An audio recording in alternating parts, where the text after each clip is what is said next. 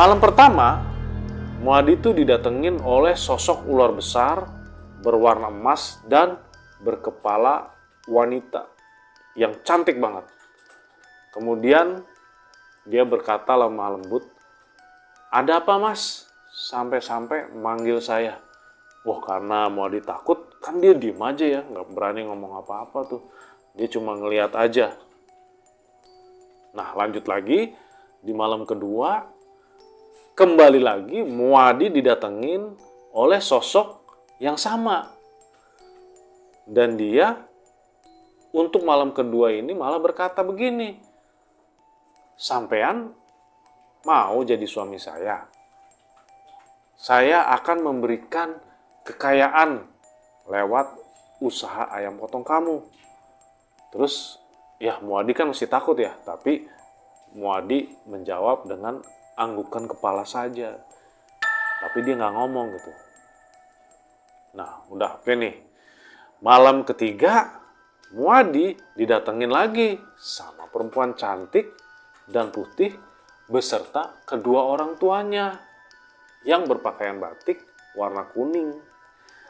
Dan berkata tuh, "Kamu itu adalah..."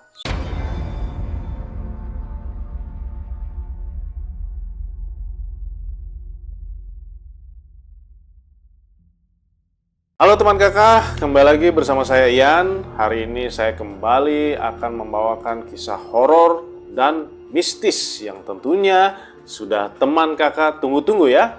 Hari ini saya akan membawakan kisah yang dikirimkan oleh Muadi.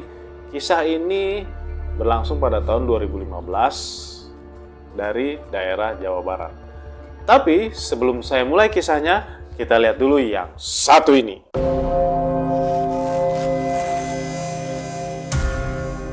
Muadi ini memiliki usaha ayam potong dan dia itu mempunyai 3 orang anak yang kita sebut saja Rina, Rani, dan Hamzah, dan istrinya yang bernama Aceh.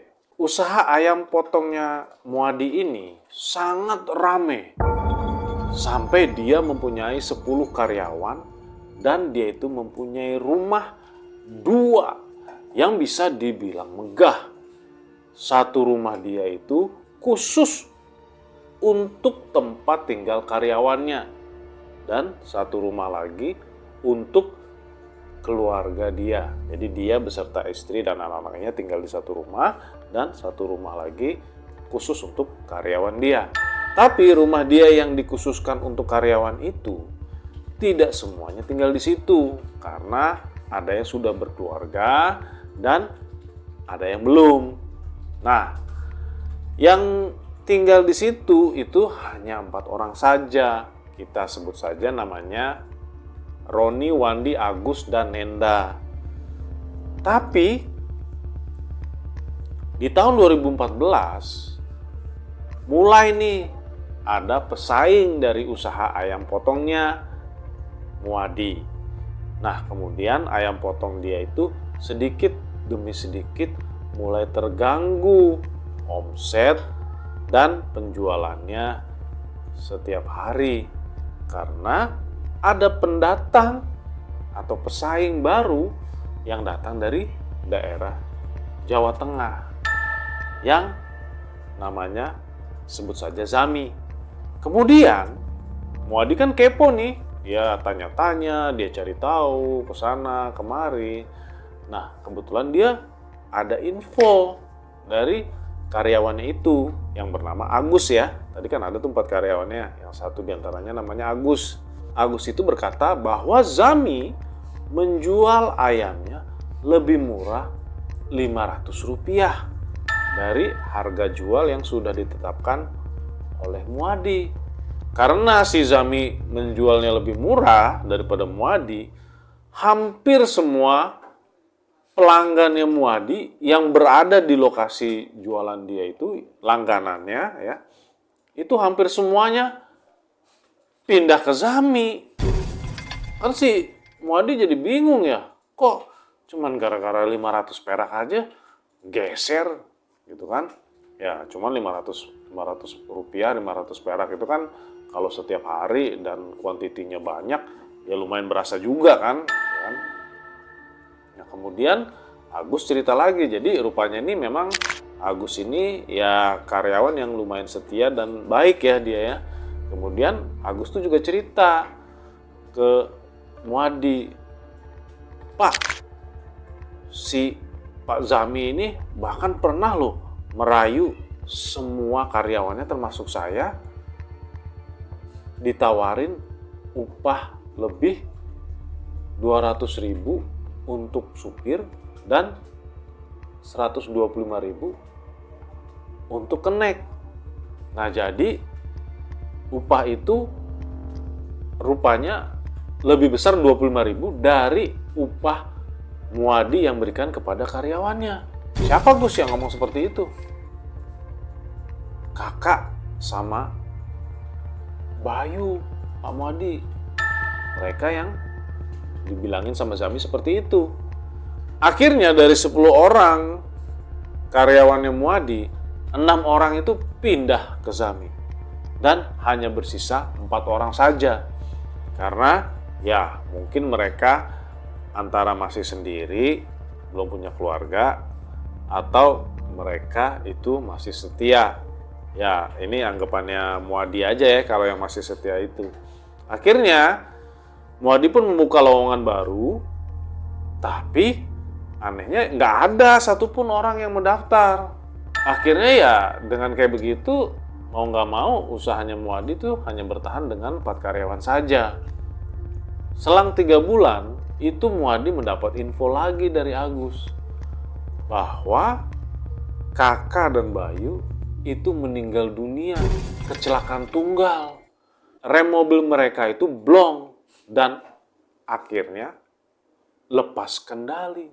Akhirnya mereka berlima ngelayat ke tempat Kakak dan Bayu. Nah, informasi aja nih, Kakak dan Bayu ini adalah mereka yang berkhianat ya, mereka yang pindah ke tempatnya Zami, kan?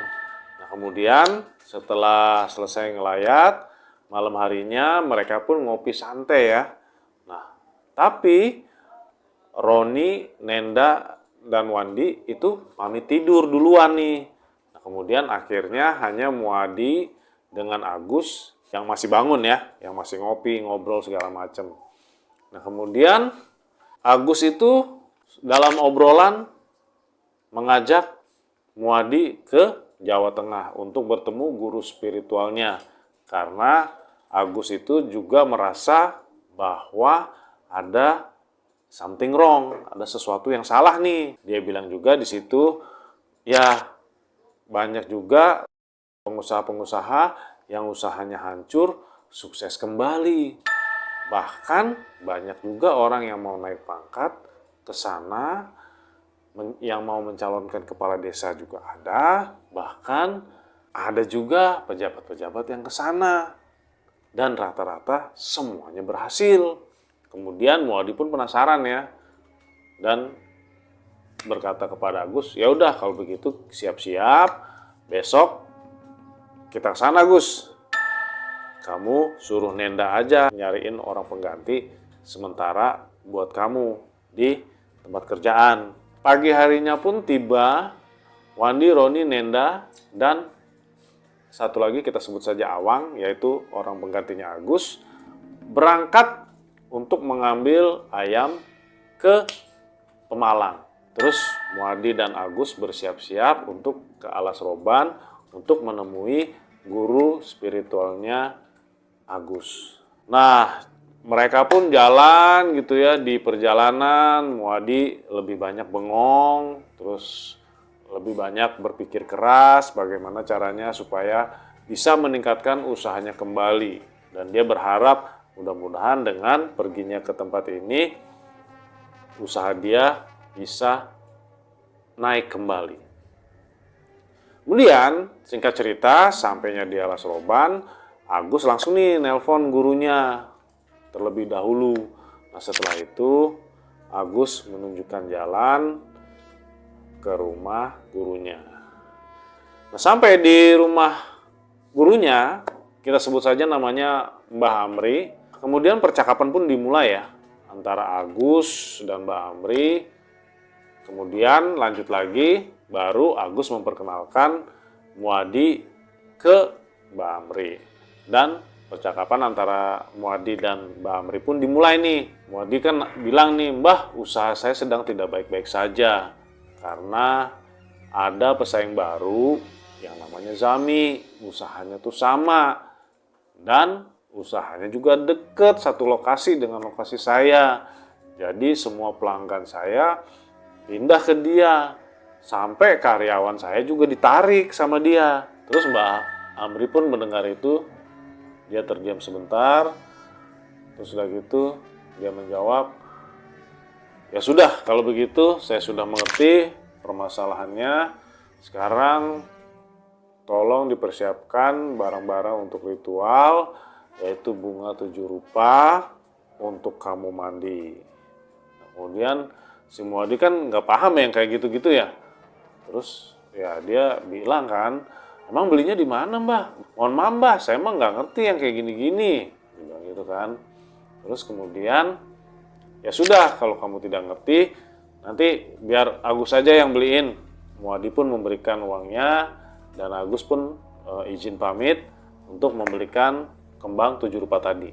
Nah kemudian pada malam harinya Muadi pun langsung dimandikan oleh Mbah Amri, dan kemudian setelah dimandikan Mbah Amri pun menjelaskan bahwa Zami itu sudah bersaing dengan cara yang tidak sehat, baik nyata maupun tidak nyata. Terus kemudian kan si Muadi bingung ya, "Maksudnya, Mbah?" kata dia. "Begini, ada mantan karyawan Pak Muadi yang meninggal secara tiba-tiba kan?" "Oh iya, benar, ada Mbah. Oh tahu?" Nah, ya itulah. Pak Zami itu menggunakan pesugihan tumbal karyawan. Muadi kan kaget dengar kayak gitu ya. "Wah, masa sih, Mbah? Perasaan mereka meninggalnya kan kecelakaan." Mbah Amri pun berkata, "Jangan ragu, Pak. Saya itu berkata apa adanya, bukan ada apanya." "Lah kok bisa tahu ya?" kata Muadi. Kemudian akhirnya Muadi pun yakin dan minta caranya bagaimana biar usaha ayam potongnya kembali ramai. Nah, terus Mbak Amri bilang, "Oh itu gampang, Pak, tenang saja. Bapak tinggal menyiapkan saja ayam cemani beserta minyak misik hitam. Kalau Mbah yang beli gimana, Mbah? Karena saya nggak ngerti nih." "Ya udah begini," kata Mbak Amri. "Coba kamu tolong siapkan saja 3 juta untuk menyiapkan semua barang-barang yang diperlukan untuk ritual." Nah kemudian tanpa basa-basi, karena memang Muadi udah kepengen banget nih biar usaha ayamnya kembali baik, dia pun memberikan uang itu. Terus kemudian Mbah Amri kembali berkata, "Mulai besok puasa 3 hari ya, Pak. Hari ini ajiannya, dan setelah beres semuanya setelah 3 hari kembali ke sini lagi." "Ya baik, Mbah," kata Muadi. Pagi hari Muadi mulai puasa. Dan setelah itu dia pulang lagi bersama Agus.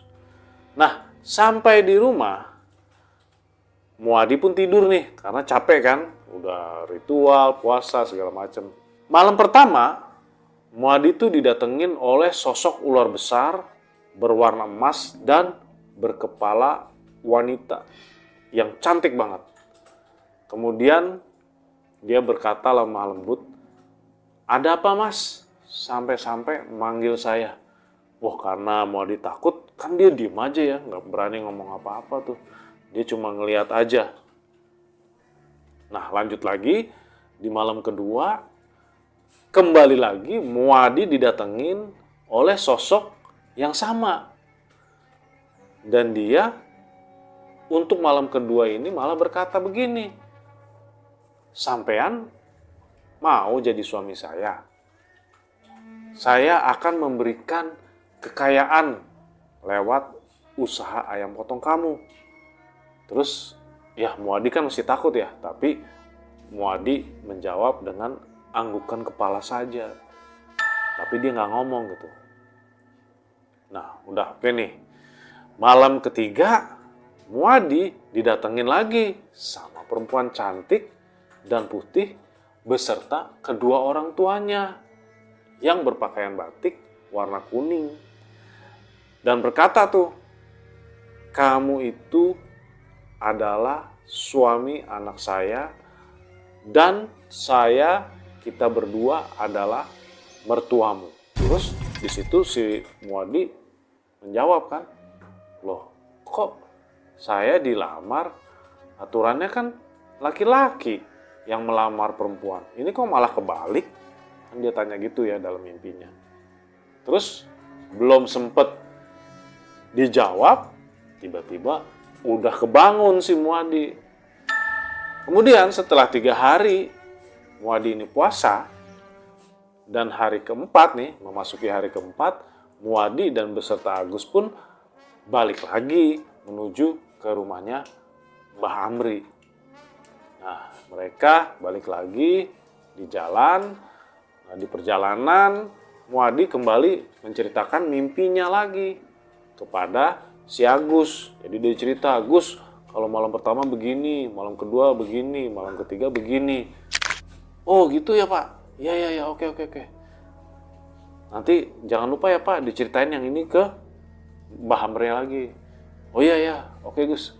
Nah kemudian sesampainya di rumah Mbah Amri, menceritakan lagi tentang mimpi yang Muadi alami kepada Mbah Amri. Nah kemudian di situ Mbah Amri menjawab, nah puasa kamu itu artinya sudah berhasil. Sekarang kamu boleh pulang dan putarkan darah ayam cemani ini di rumah kamu sendiri. Nah kemudian akhirnya setelah berbincang-bincang tanpa basa-basi, Muadi sama Agus pun kembali pulang. Dan Muadi langsung melakukan hal-hal semuanya apapun yang disuruh sama Mbah Amri. Singkat cerita, berselang 1 tahun dari ritual tadi yang mengelilingi rumah sambil nebarin darah ayam cemani itu, tiba-tiba Hamzah, anak bungsu dari Muadi ini sakit. Malam harinya Muadi beserta istrinya membawa Hamzah ke dokter sampai dirawat selama 7 hari atau seminggu. Tapi sangat disayangkan setelah dirawat setelah 7 hari, Hamzah pun tidak dapat diselamatkan dan akhirnya di awal 2015 Hamzah meninggal dunia. Setelah 3 hari Hamzah meninggal, usaha ayam potong Zami pun bangkrut seketika. Tapi usaha ayam potongnya Muadi itu biasa aja, nggak ada peningkatan. Akan tetapi keuangannya entah bagaimana meningkat. Kemudian Muadi pun berbicara kepada Agus. Gus, Hamzah meninggal, usaha Zami hancur. Terus banyak lagi kejadian aneh di rumah saya. Kemudian ada lagi suara anak kecil minta tolong. Dan sering banget ular keluar masuk. Kok parah kayak begitu ya kejadiannya? Ya udah Pak, kata Agus. Besok kita balik aja lagi ke Mbah Amri. Nah kemudian besok harinya Muadi dan Agus balik lagi ke Mbah Amri. Tapi betapa anehnya, Mbah Amri pun ternyata meninggal dunia menurut tetangganya yang sebut saja namanya Ayat. Tepat bersamaan di saat bangkrutnya usaha Zami. Yah, dengan hati yang galau akhirnya Muadi sama Agus pulang lagi. Kemudian setelah di rumah, Muadi dan Agus tuh berbincang-bincang, mereka ngobrol kan. Sampai kedengeran nih sama Roni. Akhirnya Roni menyarankan bagaimana kalau ke Ustadz saya aja. Kemudian ya karena udah nggak ada pilihan lain, Muadi pun setuju. Langsung mengiyakan Dan keesokan harinya mereka, Muadi dan Roni, pergi ke ustadz yang dimaksud. Sesampainya di rumah ustadz tersebut, Roni pun mulai melakukan perbincangan dengan ustadznya, yang sebut saja namanya Adi ya. Dan Muadi pun menceritakan kepada Ustadz Adi, ternyata lagi ngomong-ngomong, Pak Ustadz langsung nih nyuruh Muadi untuk beli garam. Garamnya yaitu garam kasar ya.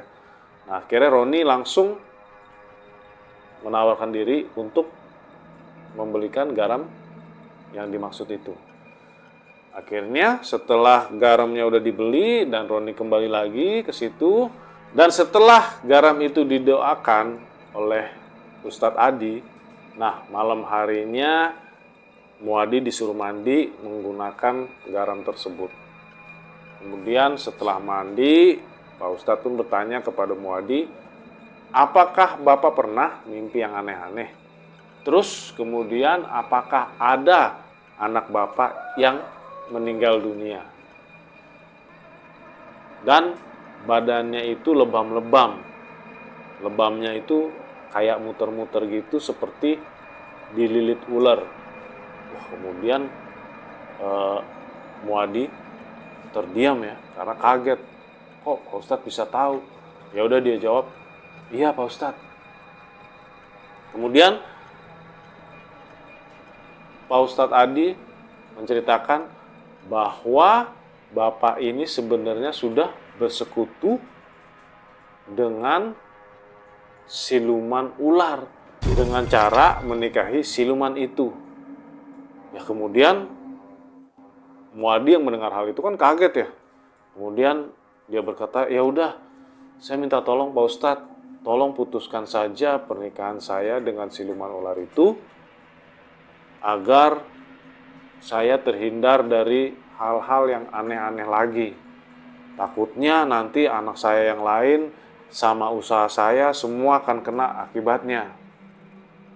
Nah kemudian Pak Ustadz Adi pun menjawab, ya sudah kalau gitu kita sama-sama saja berdoa Pak, supaya semuanya berjalan lancar dan kehidupan Bapak kembali sedia kala. Nah kemudian selang berapa lama, akhirnya usaha Muadi pun kembali seperti sedia kala dan semuanya Muadi dan keluarganya sehat dan normal seperti dulu. Dan Muadi pun kembali harmonis dengan keluarga kecilnya walaupun dia telah kehilangan seorang anaknya dengan cara ditumbalkan. Akan tetapi Muadi ini ya nggak tahu kalau dia itu ternyata telah menumbalkan anaknya. Makanya setelah dia tahu itu ya dia kaget. Tapi ya nasi udah jadi bubur ya. Itulah teman kakak, barusan kisah yang dikirimkan oleh Muadi. Pesan moral yang bisa didapatkan di sini adalah janganlah selalu menggunakan jalan pintas dalam menginginkan usaha yang kita mau. Buat teman kakak yang ingin mengirimkan kisah kalian, bisa menghubungi nomor dan email yang tertera di layar dan deskripsi. Terima kasih sudah menonton. Ditunggu video selanjutnya.